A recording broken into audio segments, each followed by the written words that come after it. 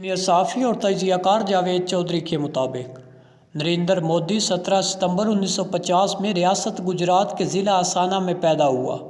والدین انتہائی غریب تھے۔ والد ریلوے اسٹیشن پر چائے بیچتا تھا، ماں لوگوں کے گھروں میں برتن مانجتی تھی اور ساتھ ہی جھاڑو ٹاکی کرتی تھی۔ والدین کے 4 بچے تھے۔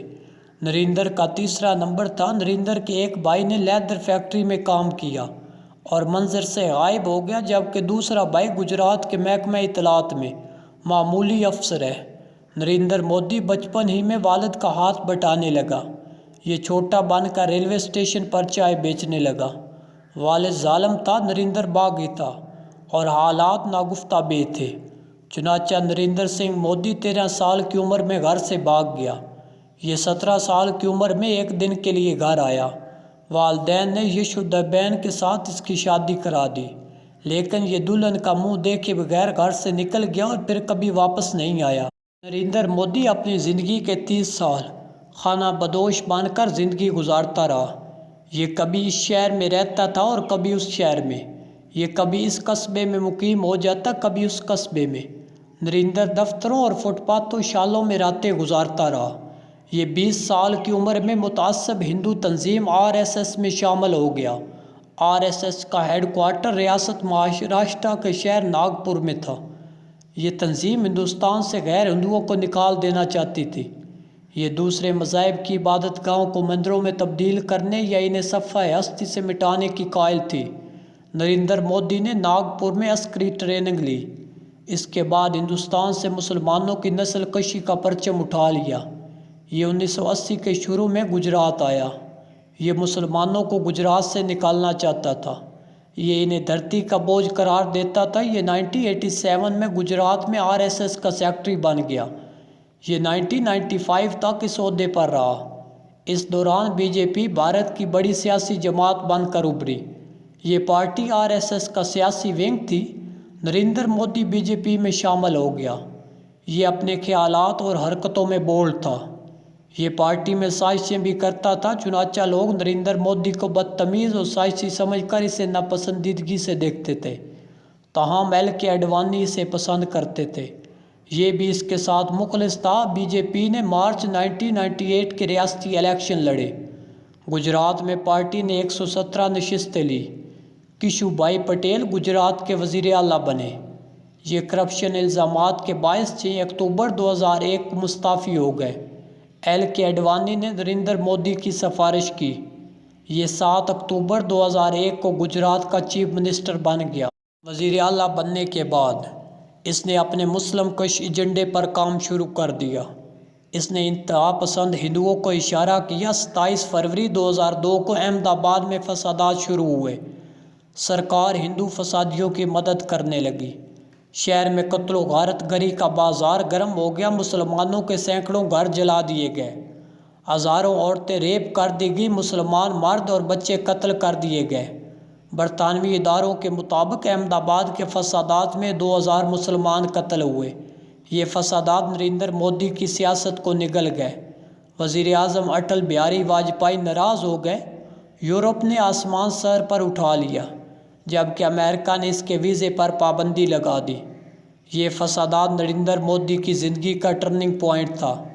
مودی کے پاس اس وقت 2 آپشن تھے۔ یہ مسلم کشی کی سیاست کے چیمپئن بن جاتے۔ یہ متعصب ہندوؤں کے ساتھ مل کر مسلمان، سکھ، عیسائی اور دلتوں کا صفایا کر دیتے، یا پھر یہ ایک نئے بھارت کے نئے لیڈر بن کر ابھرتے۔ نریندر مودی نے دوسرا آپشن قبول کر لیا۔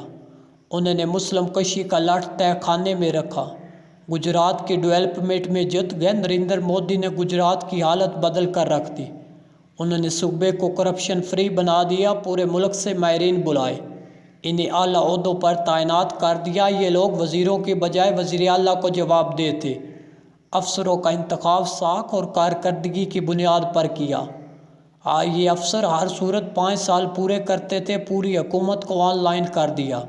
صوبے کی سبسڈیز، پینشن، زمین کے رجسٹریشن، خرید و فروخت، پیدائش، انتقال، پاسپورٹ، ڈرائیونگ لائسنس، ٹینڈر اور نوکریاں، ہر چیز آن لائن ہو گئی۔ انٹرنیٹ سستا اور آسان کر دیا۔ پورے صوبے میں پبلک سروس سینٹرز بنا دیے۔ इंटरनेशनल सरमाया कारी कॉन्फ्रेंस कराई। टाटा मोटर्स, जनरल मोटर और फोर्ड जैसी कंपनियों को मराद देकर गुजरात बुलवा लिया। इन कंपनियों ने $6 अरब की सरमायाकारी कर दी। इंटरनेशनल फाइनेंस सिटी बना दिया इस प्रोजेक्ट की वजह से। अहमदाबाद भारत का सबसे बड़ा कारोबारी मरकज़ बन गया।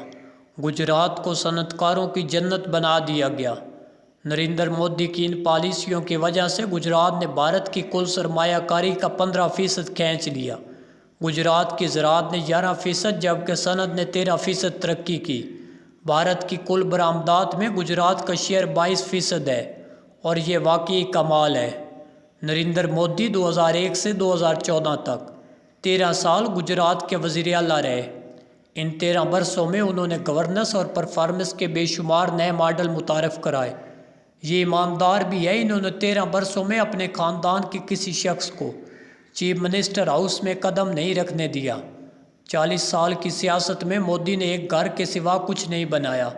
ये सादा इंसान है, खद्दर के कपड़े पहनते हैं, सब्ज़ी और दाल खाते हैं, फ़र्श पर सो जाते हैं, तमाम सरकारी मंसूबों की खुद देखभाल करते हैं। इस सादगी, परफॉर्मेंस, ईमानदारी और खिदमत ने एक चाय बेचने वाले, फ़र्श पर सोने वाले, अंग्रेज़ी ना बोल सकने वाले, मुसलमानों के दुश्मन और मुतअस्सब हिंदू नरेंद्र मोदी को दुनिया के सबसे बड़े जमहूरी मुल्क का वज़ीर आज़म बना दिया। ये परफॉर्मेंस की ताज़ा तरीन मिसाल है। ये मिसाल साबित करती है, आप अगर लोगों की हालत बदल दें, आप परफॉर्म करें, आप ईमानदार हों, आप मेरिट पर अमल करें, तो लोग आपका गरीबाना और मुतसाबाना माजी तक भुला देते हैं। ये आपको शिद्दत पसंदाना ख्यालात के बावजूद भारत का वज़ीर आज़म बना देते हैं।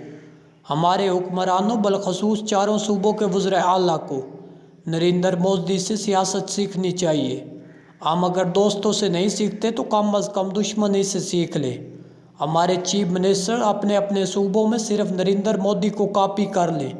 ये 10 साल में मुल्क के मुत्तफ़िका लीडर बन जाएंगे। इनकी लीडरशिप को किसी अंदरूनी और बैरूनी दुश्मन से कोई ख़तरा नहीं हो। मैं ये समझता हूँ कि हमें भारत से सीखना चाहिए। हमारे वज़ीर आज़म चाहे इमरान खान हो या नवाज़ शरीफ हो, हमें दुश्मन मुल्क से सीख कर चलना चाहिए। हमारे सामने भारत की जमहूरियत की मिसाल है। भारत आज शाइनिंग इंडिया कैसे बन गया, हमारे तमाम इदारों को इस बारे में सोचना चाहिए और हमें तमाम लोगों को मिलकर पाकिस्तान की तरक्की की और खुशहाली के लिए काम करना चाहिए। सीनियर साफ़ियों जावेद चौधरी, 0 पॉइंट, हामिद मीर, सलीम साफ़ी, रऊफ़ कलासरा और नुसरत जावेद के कॉलम्स सुनने के लिए हमारे चैनल को सब्सक्राइब करें और बेल आइकन को प्रेस कर दें ताकि हर नए आने वाले कॉलम का नोटिफिकेशन आप तक बर वक्त